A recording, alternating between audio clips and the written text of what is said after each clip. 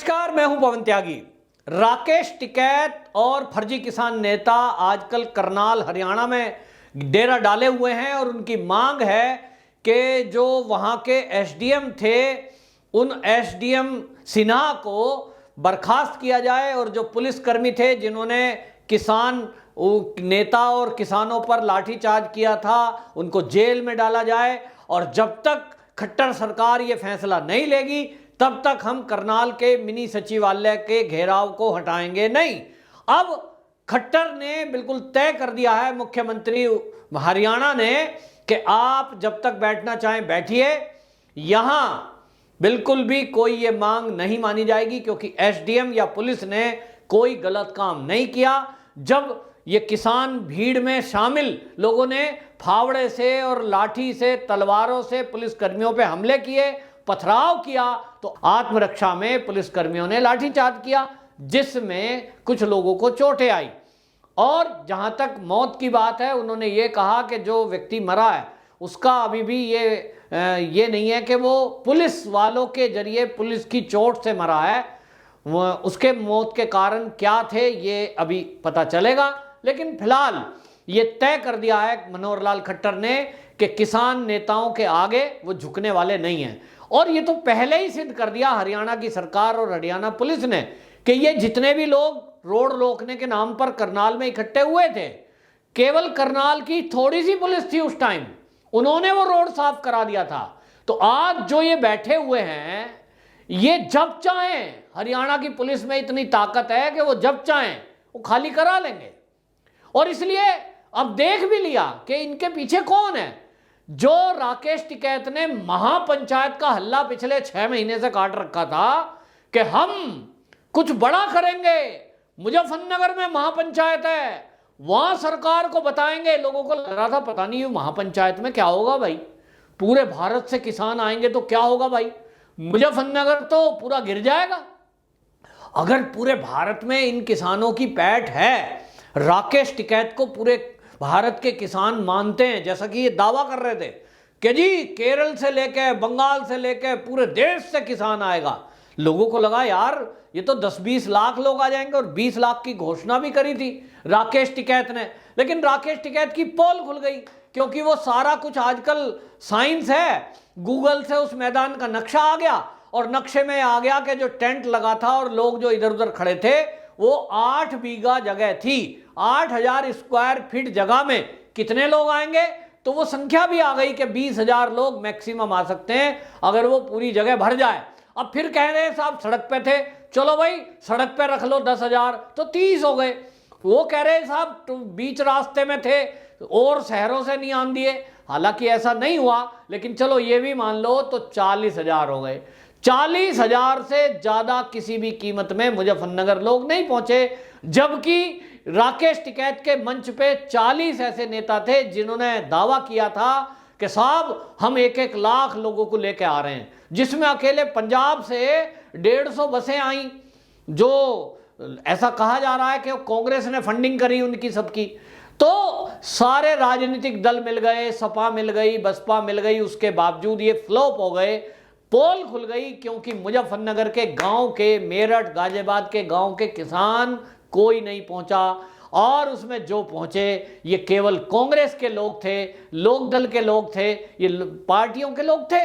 तो पार्टी वाले तो कांग्रेस कहीं राहुल गांधी रैली करने लगे, वो कितनी फ्लॉप बातें करता है, लेकिन उसके बावजूद भी 10-20 हजार लोग तो जुड़ ही जाते हैं। किसी को कहो आप, देश में आज हालत ऐसी है कि आप भंडारा लगाने लगो, भंडारे की पूड़ी बांटने लगो, वहीं लाइन लग जाएगी। तो इन्होंने घोषणा करी बस से लाएंगे, बस से ले जाएंगे, खाना खिलाएंगे, 2 टाइम का नाश्ता करवाएंगे, शाम की व्यवस्था करेंगे। लोगों को लगा यार फ्री में घूमना, फ्री में आना जाना, खाना मिल रहा है। ऐसे रैलियों में बहुत भीड़ इकट्ठी होती है। और कहा तो ये भी जा रहा है खालिस्तान वाले पैसा दे रहे हैं, ले जाओ भाई, रैली में जो जाएगा 500 रुपये पर डे के हिसाब से मिलेंगे। तो अब यही हरियाणा में कोशिश कर रहे हैं। तो इनकी कोशिश जो है वो पोल तो गई खुल कि ये जो किसान नेता हैं एक्चुअल में इनके पीछे किसान तो नहीं है।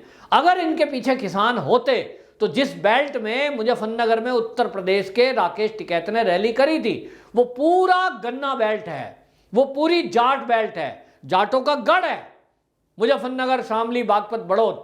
और वहां से अगर जाट नहीं आए तो इससे समझा जा सकता है कि बिरादरी के नाम पर राकेश टिकैत जो ड्रामा खेल रहे थे वो भी नहीं चला, यानी कुछ भी नहीं चला।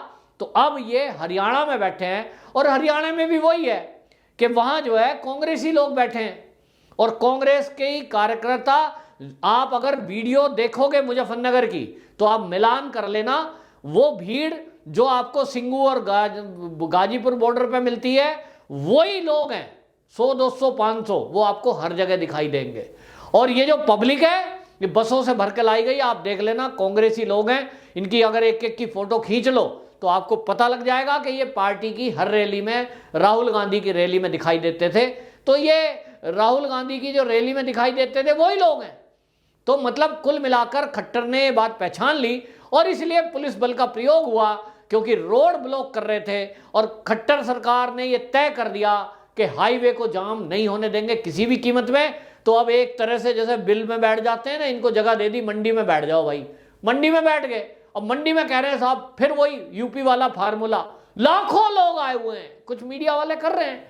भाई मंडी कितनी बड़ी है, वो तो मुजफ्फरनगर जितनी बड़ी भी नहीं है 8 बीघे की, तो उसमें कितने से लोग हैं, वही 5,000 मुश्किल से लोग हैं वो। तो बैठे रहो भाई जैसे दिल्ली में बैठे रहे। लेकिन आपको बता रहा हूं अब इससे पता लग गया कि ये राजनीतिक लोग हैं, राजनीतिक एजेंडा साध रहे हैं। किसानों के लिए तो केंद्र सरकार एमएसपी पर दाम बढ़ा रहा है, गेहूं की फसलों पर बढ़ा दिए, रबी की फसलों पर पैसे बढ़ा दिए, गन्ने पर पैसे बढ़ा दिए और जहां तक मंडी के दलाल हैं वो बीच से हटा दिए। किसानों को डायरेक्ट पैसा मिल रहा है, पूरे देश का किसान खुश है, ज्यादातर गरीब किसान खुश है। ये बात अलग है जिनके पास हजार बीघे के फार्म हाउस हैं, जो मंडियों में डायरेक्ट आड़ती के जरिए अपना व्यापार करते थे, उन लोगों के पेट में दर्द है और उनकी चिंता करने की इस देश में जरूरत नहीं है, क्योंकि वो पहले से ही करोड़पति लोग हैं। इस तरह के जिनके पास हजार बीघे के फार्म हाउस हैं, जिनके पास 10-10 ट्रैक्टर हैं, जिनके पास सैकड़ों नौकर चाकर हैं, राकेश टिकैत टाइप के लोग, इनकी चिंता करने के लिए मोदी सरकार नहीं बैठी है। क्योंकि मोदी सरकार ने 2014 में शपथ लेने के बाद मोदी जी का पहला भाषण था, उन्होंने यही बोला कि ये जो सरकार है ये गरीबों के लिए सरकार है, ये गरीबों का ध्यान करने के लिए सरकार है। और हम देख रहे हैं कि गरीबों के लिए काम हो रहे हैं और अच्छा है। मैं मध्यम परिवार से आता हूं, मैं ये कहूं कि मेरे लिए बहुत अच्छा कुछ नहीं है, लेकिन मेरे लिए भी है। मुझे फ्री में वैक्सीन मिली, परिवार को मध्यम फैमिली हो या कोई भी हो, फ्री में हॉस्पिटल में इलाज मिला।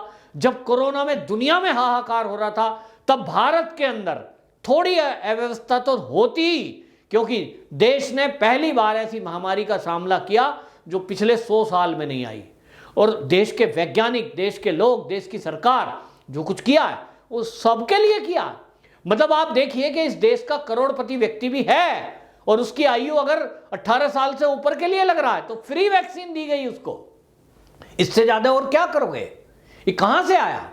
तो टैक्स का दिया हुआ पैसा है। इसलिए ये सब फर्जी आंदोलन है और लोगों को समझ में आ गया।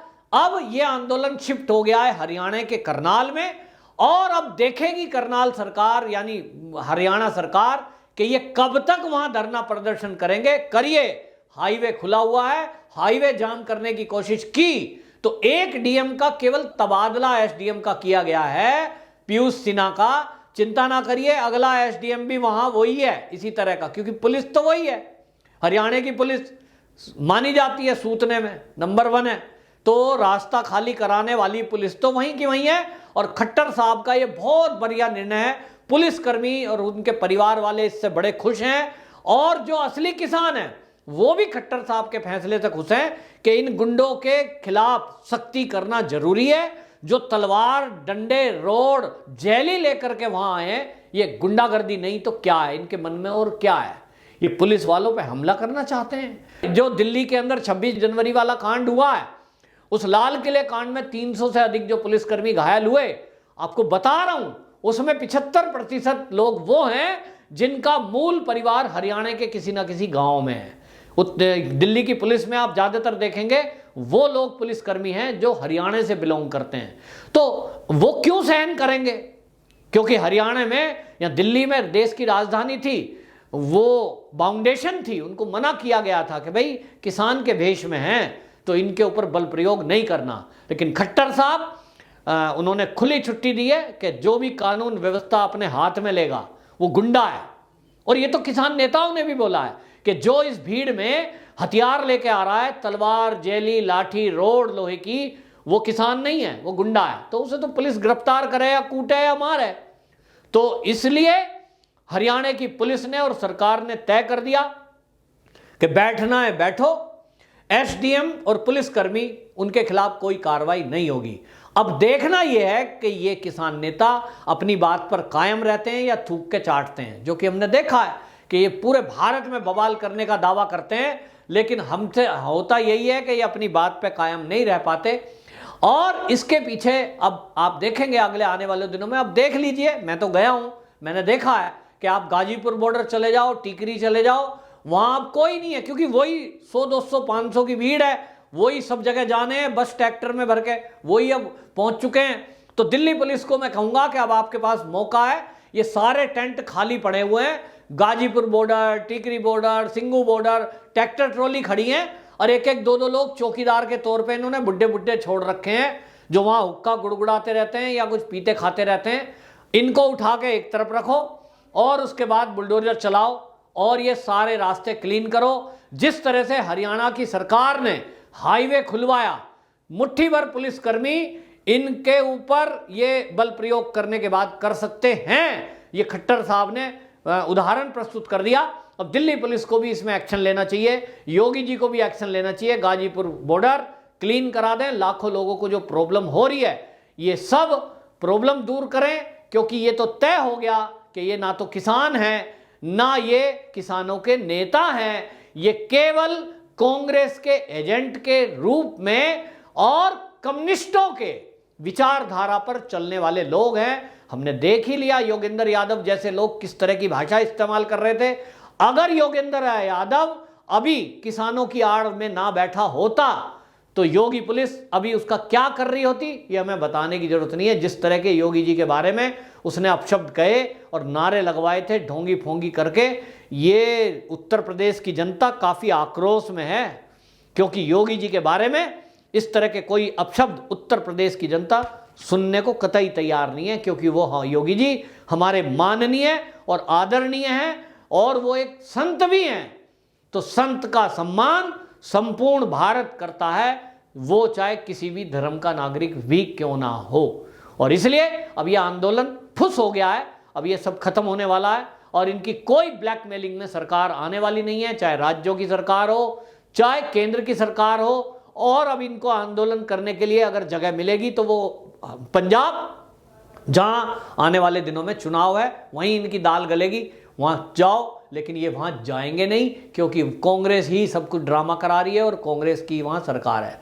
तो इनसे पूछो कि भाई पंजाब में जो कानून है उन्हें वापस करा लो, वहां तो जेल भेजने का कानून बना रखा है कांग्रेस ने, उन्हें वापस नहीं कराओगे तो आपकी पोल खुल गई है। बहरहाल इनका बुरा हाल होने वाला है, धोबी का कुत्ता घर का ना घाट का, जैसे एक कहावत है, ठीक इसी तरह इनका हाल होने वाला है। ना ये नेता रहेंगे, ना ये अभिनेता रहेंगे, ना ये किसानों की श्रेणी में है, ना ये दलालों की श्रेणी में है मंडी के, तो ये कहीं के भी नहीं रहने वाले हैं। वंदे मातरम।